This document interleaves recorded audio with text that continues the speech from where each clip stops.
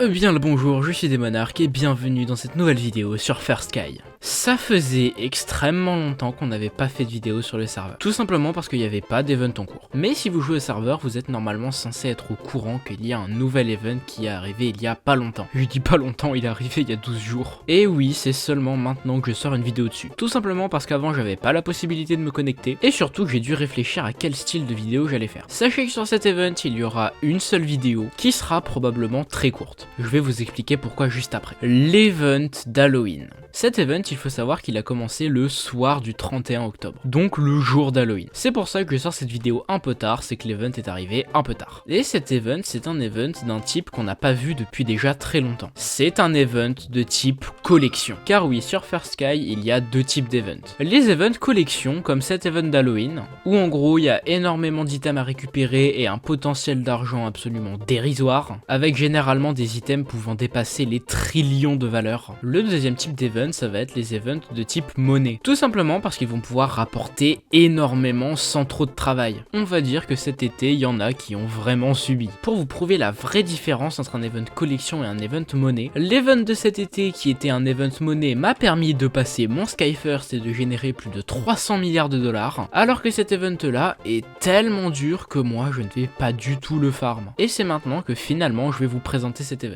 Déjà, on peut voir que la zone est très grande et très détaillée. Tout simplement parce qu'on peut marcher extrêmement longtemps sans rencontrer aucun obstacle. Et les caisses sont encore plus éparpillées que durant l'event vacancier. Mais un event d'une telle taille, ça cache évidemment des choses. Car oui, cette zone est composée de dizaines de PNJ servant à échanger des dizaines d'objets pour avancer dans l'event. Il y en a des cachés absolument partout, comme ici dans la tente rouge, ici dans la deuxième tente rouge, pareil par là-bas pour la tente grise, coucou, ou alors dans cette grosse citrouille à droite du spawn. J'espère que tu te sens pas trop seul petit parce qu'il y a vraiment personne qui vient te voir. Mais vous pouvez vous demander à quoi ça sert d'avoir autant de PNJ dans un seul et même event. C'est tout simplement que le nombre d'items nécessaires pour farmer cet event est absolument astronomique. Pour vous dire, j'ai pas encore tout découvert, mais ça fait déjà un sacré paquet d'informations à retenir. Déjà, la première étape, ça va être de faire une farm à herbe. Vous pouvez acheter un bloc d'herbe pour 1 milliard de dollars au shop. Ensuite, vous devez attendre énormément de temps, le temps que ça pousse. Une fois que votre terre est complètement poussée, vous allez devoir la casser avec une pelle Silk Touch, pour ensuite l'emmener dans un four, et au final la faire cuire pour obtenir des essences de bonbons enterrés. Ces mêmes essences que vous pourrez échanger contre des bonbons enterrés. On parle de 9 essences pour un seul bonbon. Et avec 9 bonbons